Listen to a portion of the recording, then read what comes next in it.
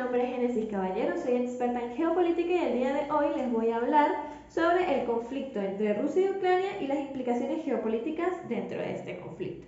Los puntos principales o puntuales que vamos a tratar son desde cuándo se origina el conflicto, cuáles son los motivos del mismo, mi opinión sobre el conflicto, las recomendaciones estratégicas que le daría Ucrania para poder resultar victorioso y el desenlace del conflicto y sobre todo las implicaciones que tiene este conflicto en el escenario del mundo.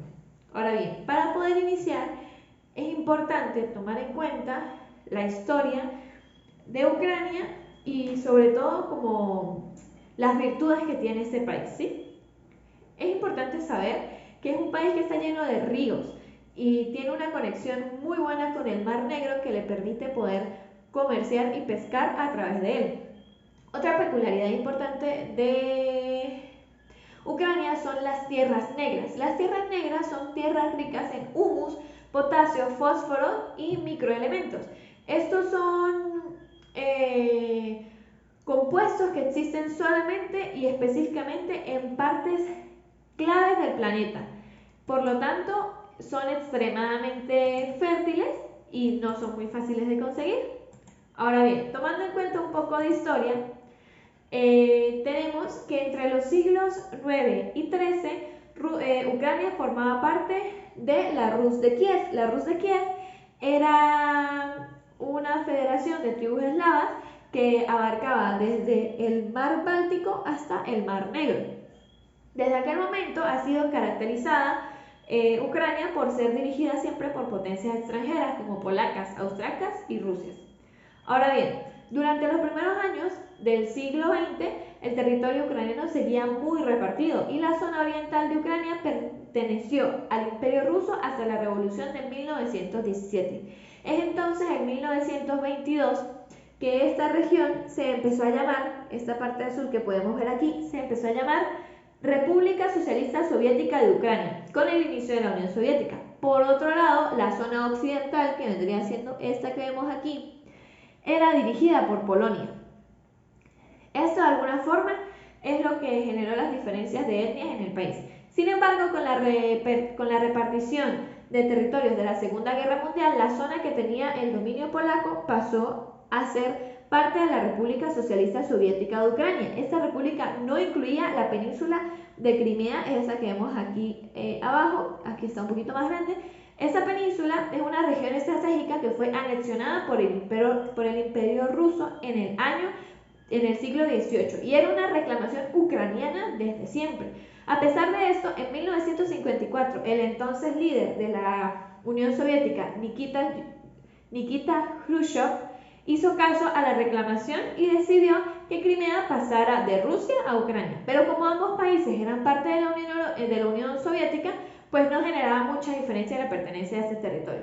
Es por ello que hay un sector ucraniano que se considera étnicamente ruso y estos son llamados prorrusos y otra parte que se considera ucraniana, estos son llamados prooccidental. Varios sectores del lado ucraniano nunca han estado de acuerdo con la dominación soviética y es por estas desigualdades que Ucrania tiene a su población étnicamente dividida, hasta el punto en el que el país se hablan dos lenguas, ruso y ucraniano, respectivamente, en relación a lo que dije pues anteriormente. Es importante resaltar que entre los sectores más prorrusos del país se tienen tres regiones principales.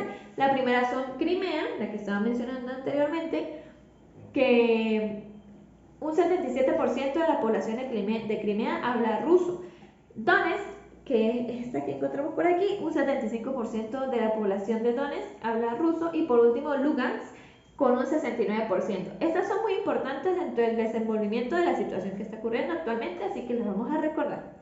Ahora bien, en 1991 se produce el colapso de la Unión Soviética, logrando Ucrania ser un país independiente, que a su vez mantiene buenas relaciones con Rusia, ya que Rusia pues era como el mayor país que tenía mayor poder dentro de la Unión Soviética. Pero con el paso del tiempo surge el acercamiento de Ucrania hacia Occidente.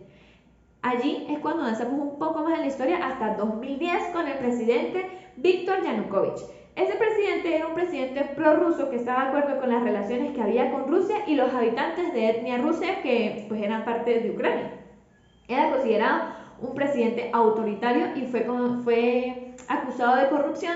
También fue acusado de encarcelar a sus opositores arbitrariamente, pero a pesar de ello, la economía de Ucrania avanzó positivamente durante su mandato. Ahora bien, en 2012, la Unión Europea le propone a Ucrania unirse a ellos a través de un acuerdo de asociación, pero con una condición. Esta condición era que el presidente liberara a los presos políticos.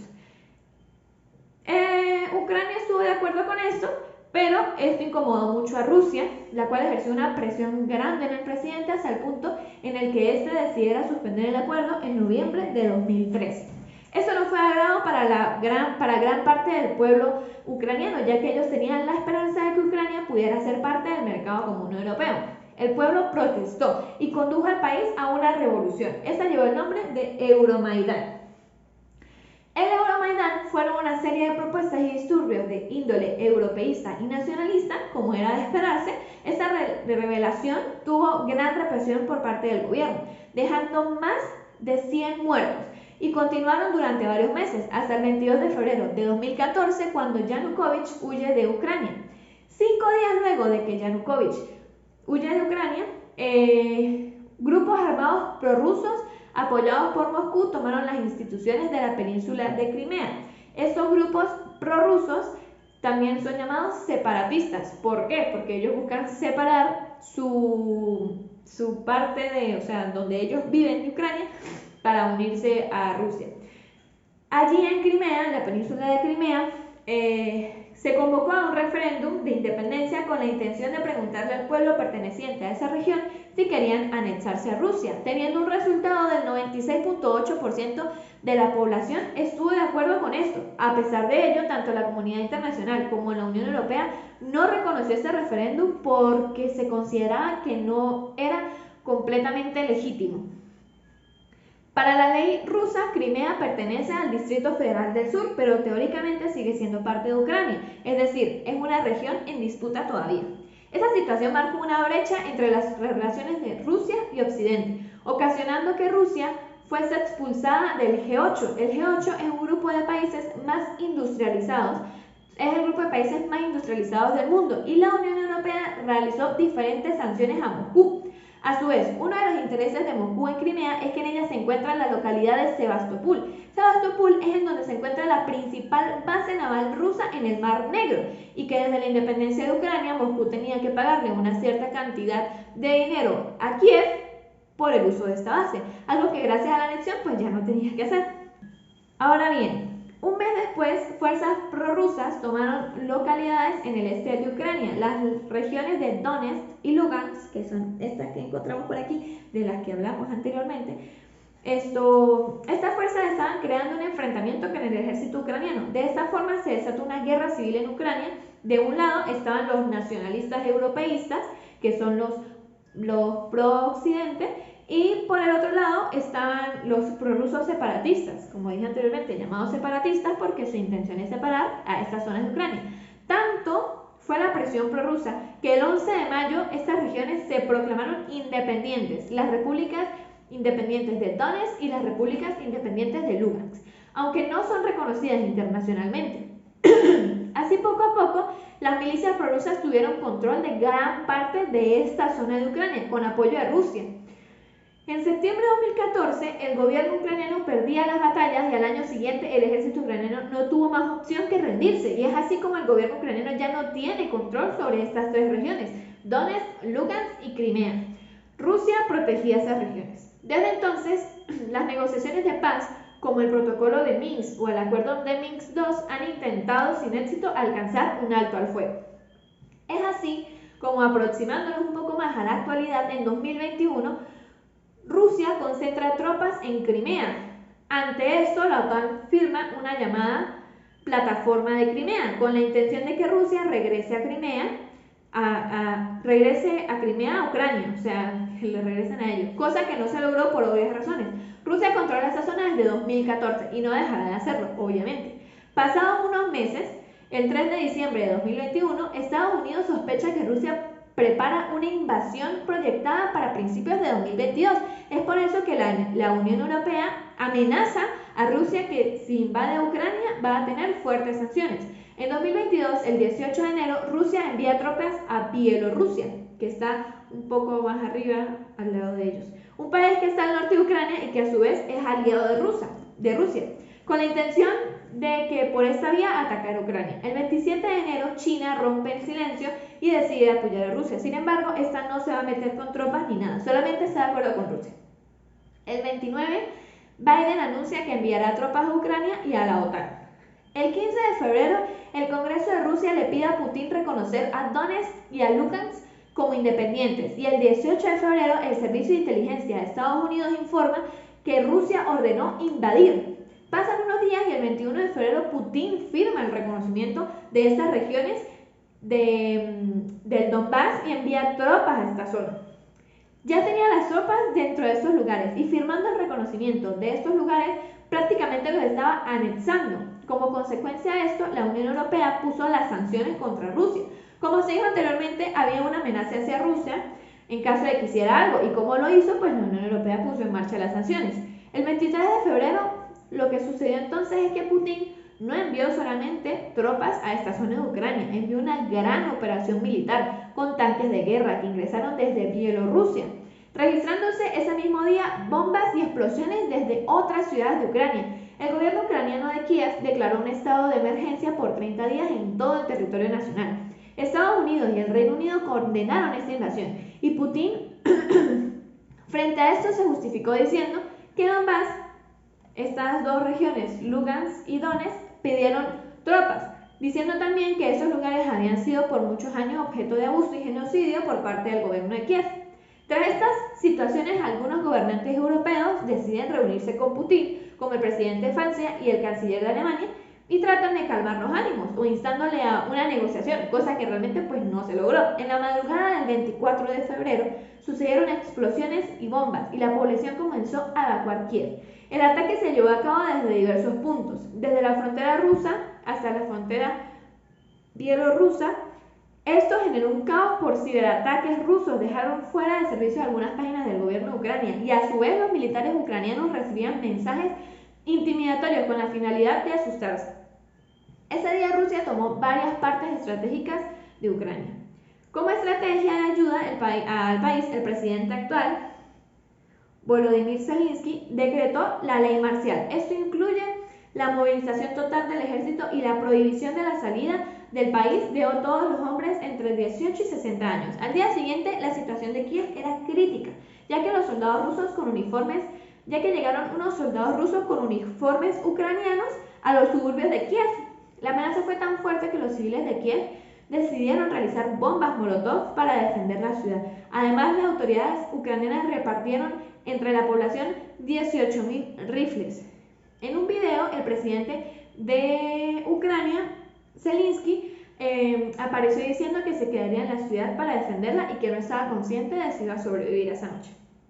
Ese mismo día, Europa anuncia sanciones contra Rusia y cientos de empresas de todo el mundo anunciaron que cesaban su actividad con Rusia.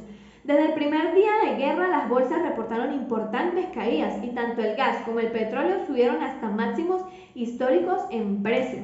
El día 26 de febrero se inició a dudar sobre la invasión rusa, puesto que las tropas rusas estaban sufriendo bajas en muchos puntos, demostrando la falla de logística que tenían para poder realizar esta invasión. Es así como Zelensky anuncia la creación de una legión extranjera compuesta por voluntarios del mundo. Pasada una semana de guerra, a Rusia se le estaba complicando un poco su operación militar. Durante los siguientes 2 meses se intentaron llevar a cabo intentos de negociaciones de paz en las que no se logra llegar a un acuerdo, pues se tienen que tomar los siguientes puntos. Rusia le pedía a Ucrania la desmilitarización de este país y que el país se declarara neutral, y el reconocimiento de que Crimea era rusa, y el reconocimiento de la independencia de las repúblicas populares de Donetsk y Lugansk, condiciones a las que Ucrania pues claramente se negó y consideraba que estas condiciones eran una humillación. En los días siguientes, mientras que Estados Unidos y la Unión Europea, Canadá y Suiza informaron fuertes sanciones hacia Rusia y el envío de grandes cantidades de armamento a Ucrania con una respuesta firme y decidida. China, por su parte, seguía en su posición de apoyar a Rusia, pero no prestar ayuda militar directa como tal. Incluso dos bancos estatales chinos se sumaron a las sanciones económicas a pesar de ser China una aliada de Rusia. A principios de marzo, Rusia cambia la estrategia y pasa a la fase 2. Esta vendría siendo el ataque total. Esta estrategia consistía en un avance más lento que en el de las fuerzas rusas habían hecho antes. Y las defensas consistían a través de unos bombardeos aéreos y de artillería. Fuentes ucranianas afirman que las cifras de civiles muertos van de 10.000 a 20.000 personas. A medida de que la guerra avanza y Rusia aplica una guerra de desgaste, Occidente envía más y mejor armamento. La tónica general durante los primeros meses de la guerra fueron la misma. Los bombardeos rusos destruían la infraestructura básica del país, mientras que las fuerzas ucranianas emboscaban constantemente el ejército ruso, haciéndoles pagar con sangre todo lo que ha sucedido. Los esfuerzos rusos se concentraron en Kiev y casi logra conseguirlo, pero finalmente el alto mando ruso no tuvo otra opción que cambiar de estrategia, teniendo en cuenta que han pedido ayuda a sus aliados. El 25 de mayo, Rusia anuncia una nueva fase en su operación militar. Esta es la liberación del Donbass. Se trataba de que buscaría conquistar todo el Donbass. Esto implica no solo renunciar a Kiev y a disponer del gobierno ucraniano, sino también retirar todas las fuerzas del norte de Ucrania. Y así fue como agrupó todas las tropas en el Donbass. Tras la retirada rusa surgieron noticias donde se confirmaba que los rusos habían cometido crímenes de guerra en algunas zonas de Ucrania donde numerosos civiles habían sido encontrados muertos. En abril, Rusia empieza a sufrir bombardeos y ataques en su propio terreno, surgiendo extraños incendios. Todos estos sucesos, unidos al éxito que estaba teniendo Ucrania, dio pie a que Occidente siguiera colocándole sanciones a Rusia, siendo ya el país más sancionado del mundo. De hecho, en abril llegaron a Ucrania armamentos pesados como vehículos blindados, piezas de artillería o sistemas antiaéreos, misiles, etc. Una de las sanciones más efectivas está siendo la prohibición de la importación de algunos componentes vitales para la producción de material militar.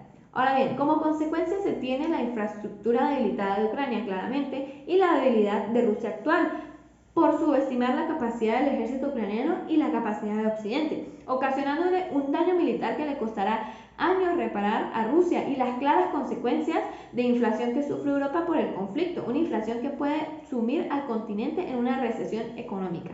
Ahora bien, yo había mencionado anteriormente el Donbass. ¿Qué es el Donbass? El Donbass es el nombre de la cuenca hidrográfica que está al este de Ucrania. Hay un río que pasa entre Ucrania y Rusia y muchas veces se separan las fronteras en este río de ambos países. Ahora bien, vamos a la siguiente fase, que es los motivos. Es importante tomar en cuenta que los motivos no están muy claros, es más que todo como una especulación, pero pues es la opinión general respecto a las investigaciones que he realizado, los motivos que voy a presentar. Ahora bien, el interés que tiene Rusia en Ucrania y la razón por la cual este no permitiría que Ucrania se uniera a la Unión Europea es porque el gobierno ruso considera que los habitantes que se creen rusos tienen el derecho a pertenecer a Rusia. Putin cree que ambos países conforman un solo pueblo, tratándose de algo étnico e ideológico, extendiendo claramente también las intenciones económicas y políticas. Estas intenciones tienen que ver con la historia de este país. Mirando la situación desde una perspectiva rusa y desde los objetivos geopolíticos que esta nación tiene, también tomando en cuenta que una de las demandas iniciales antes de que estallara la guerra era que la OTAN se retirara de Europa del Este. Y esta es de alguna forma, eso es lo único que le importa a Rusia, porque el conflicto en Ucrania tiene más relación con el colapso soviético, sobre todo porque ambas naciones comparten elementos culturales e históricos en común.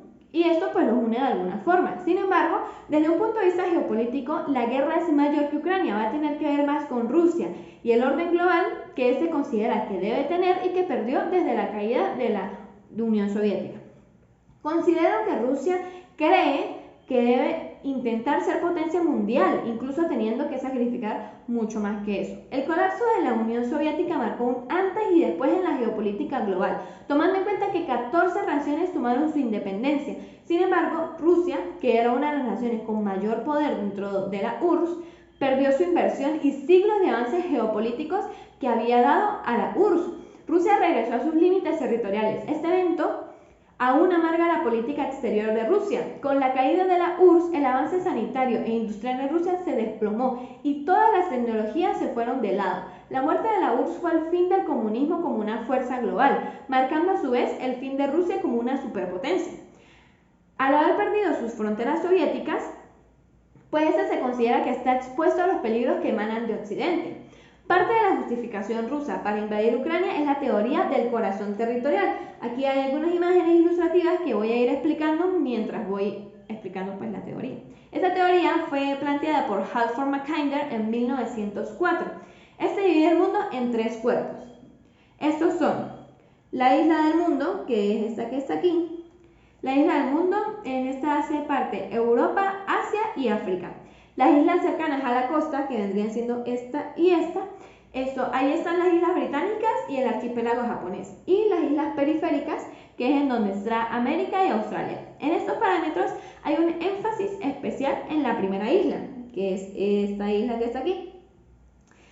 ¿Por qué? Bueno, porque porque es la que tiene más territorio y con mayores recursos. Es por ello que ahora sería un superestado unido si alguna persona pudiese controlar políticamente desde Francia hasta China, desde Arabia Saudita hasta Sudáfrica.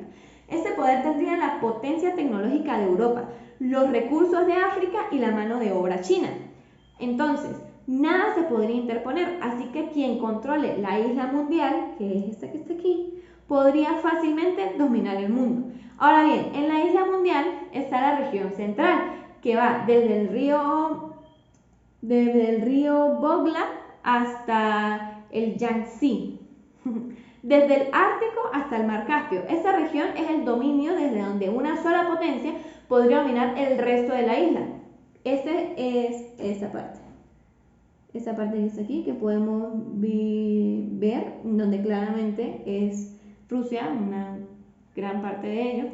Ahora bien, Rusia, pues como estoy diciendo, es la potencia que se encuentra en el centro de esta teoría.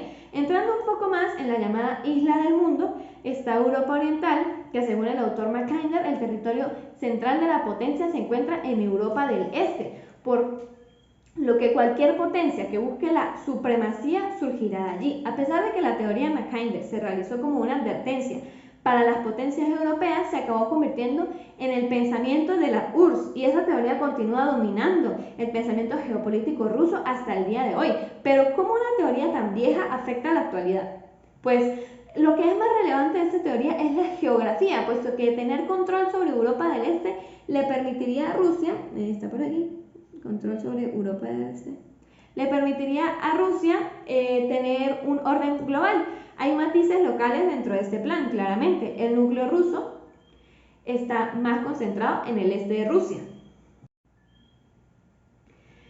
Por esto mismo, de que está más concentrado en el este de Rusia, este es aquí, núcleo ruso, ya que el 80% de la población está allí y también esa zona forma parte de la llanura europea. La llanura europea es esta que podemos visualizar de este lado.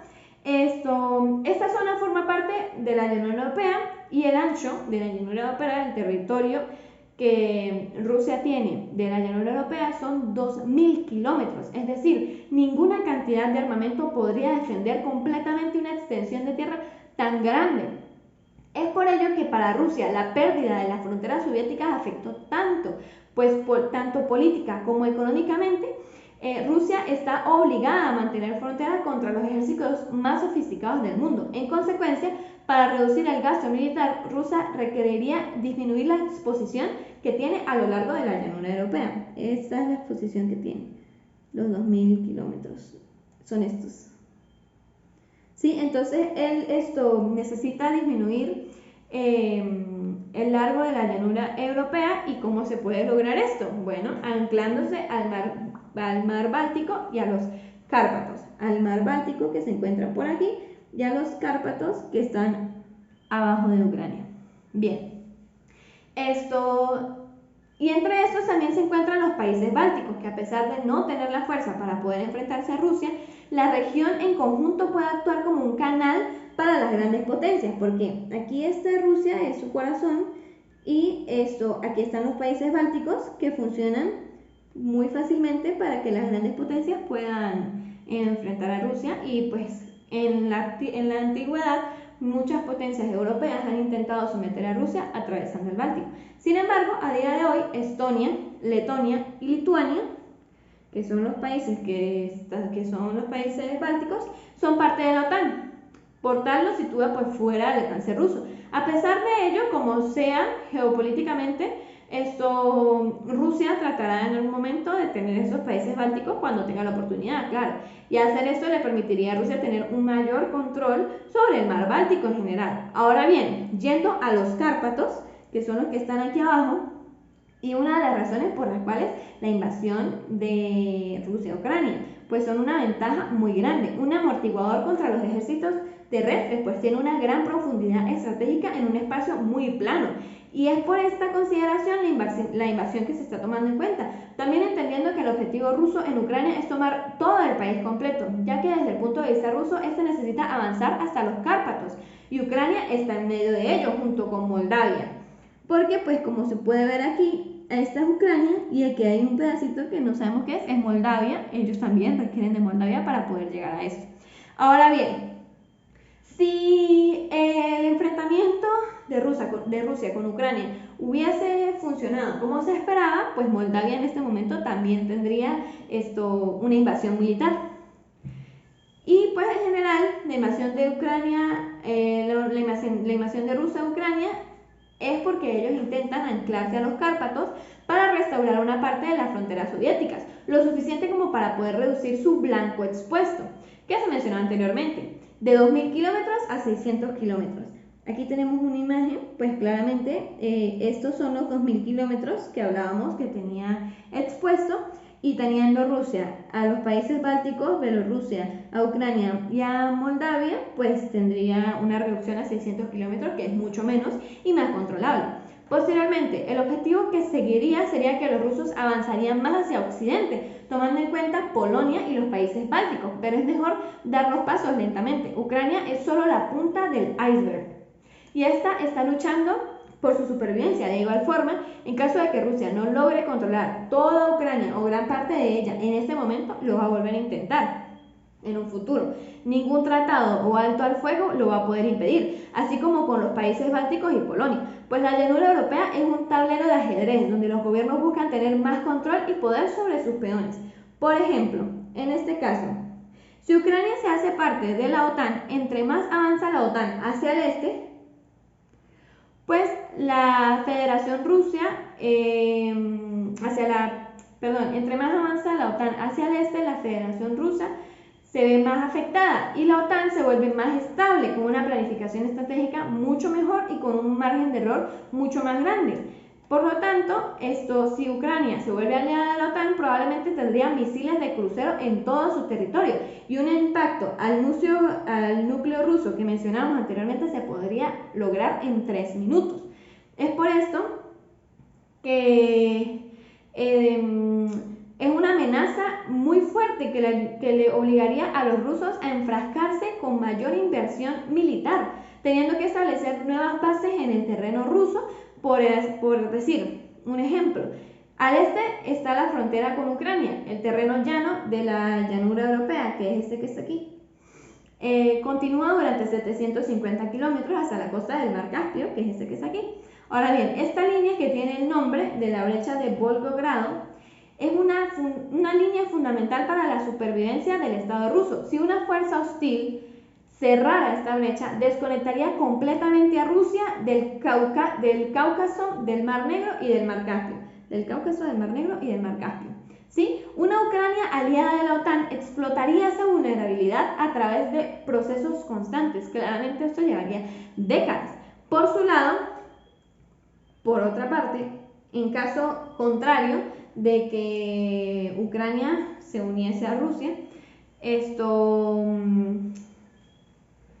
una Ucrania aliada a Rusia hace que Rusia se vuelva más segura y pues claramente el núcleo ruso tiene más espacio para el error y tiene menos opciones la OTAN para poder atacar y todo esto. Una Ucrania controlada por Rusia vería la militarización de Polonia, Rumania y las naciones bálticas. Desde el punto de vista ruso, eso equilibraría las cosas en el orden mundial. Ucrania es solo una pieza importante en el diseño geopolítico ruso. Al apoderarse de Ucrania y Moldavia, Rusia cree que podría ser una potencia mundial de primer nivel, asegurando su espacio demográfico principal, teniendo en cuenta que para Rusia es expandirse o nada, sobre todo porque los políticos rusos creen que la legitimidad proviene de la conquista militar y que la paz es una mentira absoluta. Ahora bien, estrategias que pudiera tomar Ucrania. ¿Es posible que Ucrania pueda ganar militarmente la guerra?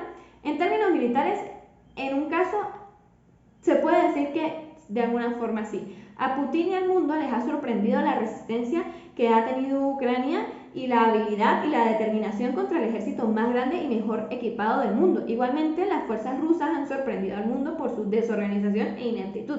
Vimos un ejemplo del éxito de Ucrania en la batalla en una posición de primera línea fuera de Kiev durante estos meses. Las fuerzas ucranianas nos dijeron que los rusos habían intentado abrirse paso 4 veces en el último mes. Y en cada una de estos intentos ellos lograron contenerlos. La evidencia estaba allí en forma de media docena de tanques y vehículos blindados de transporte personales rusos quemados. La invasión de Rusia a Ucrania hasta ahora ha fracasado de alguna forma. En las fuentes claves, los rusos no han logrado entrar en la capital de Kiev, ni derrocar al gobierno o tomar ninguna ciudad importante. En el sur, Rusia ha destruido más de lo que ha capturado y un resultado pobre para una inversión costosa. Puede que estemos en el comienzo de una larga guerra, en realidad. Rusia dice que ahora se centrará en la región del Donbass, al este de Ucrania. Puede tener pocas opciones, ya que no logró obtener ganancias en otros lugares, pero en un futuro podría reanudar el intento de volver a invadir Ucrania, así como dijimos anteriormente. El destino de Putin probablemente esté ligado al éxito o al fracaso de la invasión. Es posible que continúe aportando tropas, blindados y armas pesadas a largo plazo. A medida que Vladimir Putin anuncia la anexión de pedazos de territorios del soberano ucraniano, lanza amenazas nucleares y moviliza a cientos y miles de reservistas.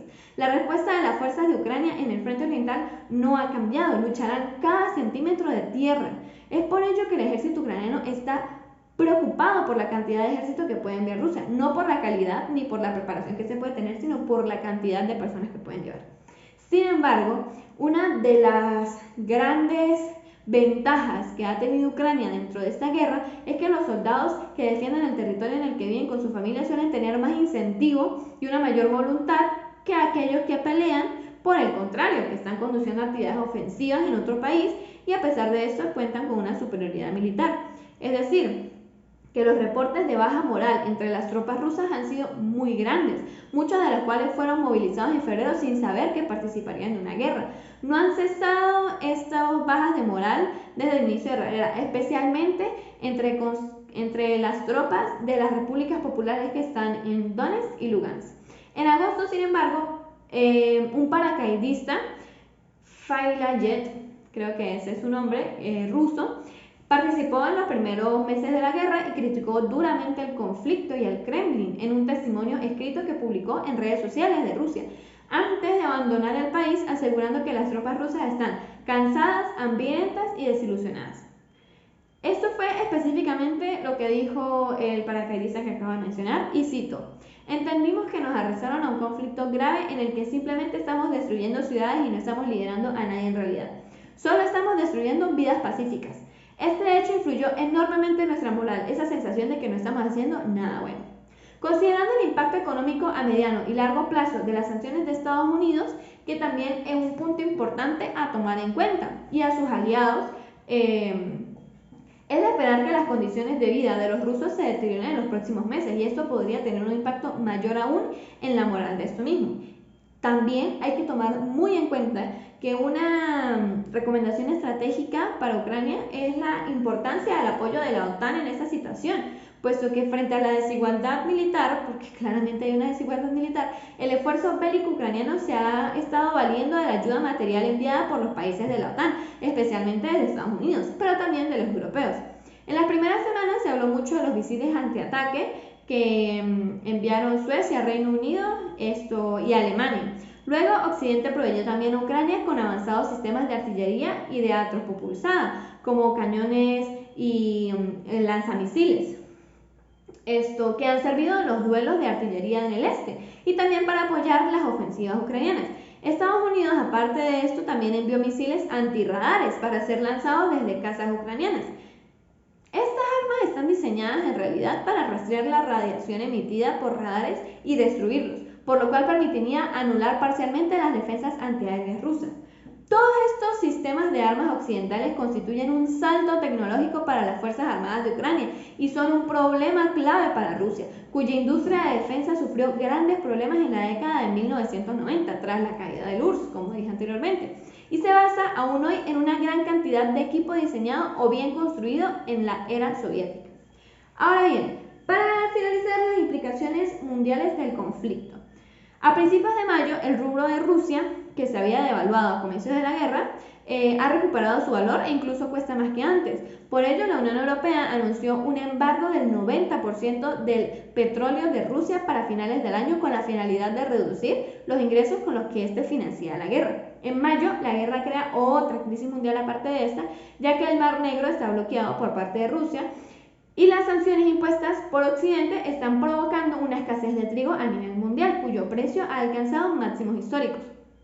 Ahora bien, la Unión Europea y Estados Unidos ven a Ucrania como un aliado a nivel estratégico militar, justo a las puertas de Rusia. Como mencionaba anteriormente, por lo mismo de que al tener a Ucrania del lado de ellos, pues es muchísimo más fácil poder atacar el núcleo ruso.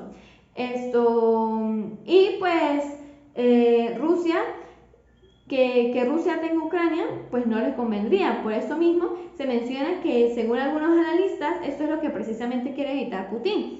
En 2008, la OTAN, junto con Estados Unidos con la cabeza, prometieron que Ucrania y Georgia, que es otro país que fue parte de la URSS, serían admitidos en la Alianza Atlántica, o sea, en la OTAN. Y esta es una de las alertas rojas que marca Rusia. Putin ha manifestado que quiere evitar a toda costa que la OTAN extienda su influencia en los países de Europa del Este y Asia Central. A pesar de ello, hay otras implicaciones más. Esta es la industria energética y la importancia que esta tiene en este tema. Rusia ha construido un enorme gasoducto entre su territorio y Alemania llamado el Nord Stream 2. Este proyecto está bloqueado por Alemania y la Unión Europea, quienes temen que Rusia pueda usar este gasoducto para presionar a Ucrania. Actualmente, una gran parte del gas ruso que llega a Europa es a través de Ucrania. Sin embargo, con este gasoducto, Moscú ya no requeriría de Ucrania, sino podría enviar directamente el gas desde Rusia hasta Alemania. Y esto afectaría directamente a Ucrania, que estaría perdiendo 2.000 millones de dólares al año, tomando en cuenta que también Zelensky mencionó que él considera que el Nord Stream 2 es una peligrosa arma geopolítica del Kremlin, pues algunos analistas consideran que desde el momento en el que ya no pase el gas por Ucrania, ya no existirían impedimentos para un potencial ataque ruso.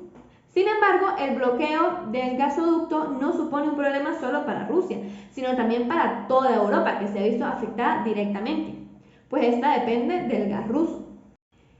Y pues ha visto cómo se ha disparado el costo del gas actualmente, ya que esta situación no solo tiene consecuencias territoriales, sino también tiene consecuencias a nivel global. Es interesante porque a raíz de la dependencia que han generado los países alrededor de la historia, tomando en cuenta que casi ningún país es completamente independiente, tanto para tener recursos como para generarlos y como para exportarlos. Es por ello que este conflicto afecta globalmente a los niveles de inflación, tanto en Europa como en el resto del mundo. Ahora bien, para finalizar, me gustaría mencionar que las fuentes utilizadas fueron específicamente de BBC News Mundo, de Historia Geopolítica, Memorias de PES, Hugo Chumbox, Platzi, fueron bases de YouTube que me ayudaron mucho a entender mucho más esta situación. Muchas gracias por su atención, espero haya sido de su agrado, hayan entendido un poco más. Me dejan en los comentarios cualquier duda que tengan en mi pequeño conocimiento y bueno, muchas gracias, hasta luego.